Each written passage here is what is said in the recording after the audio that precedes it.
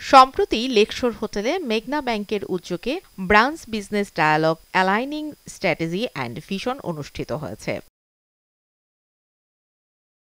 এ সময় ব্যাংকের শাখা ও উপশাখার ব্যবস্থাপকরা তাদের অভিজ্ঞতা তুলে ধরেন এবং ব্যাংকের ভবিষ্যৎ প্রবৃদ্ধির জন্য কৌশলগত মতামত উপস্থাপন করেন।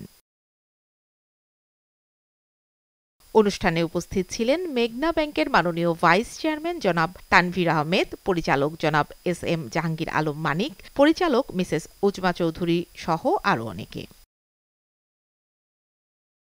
অনুষ্ঠানে মেঘনা ব্যাংকের সম্মানিত চেয়ারম্যান তানভীর আহমেদ বলেন, আমাদের সম্মানিত গ্রাহকরা আমাদের গুরুত্বপূর্ণ অংশীদার, তাই ব্যাংকিং কার্যক্রমের পাশাপাশি গ্রাহক সেবাকেও আমরা সর্বোচ্চ গুরুত্ব দিব।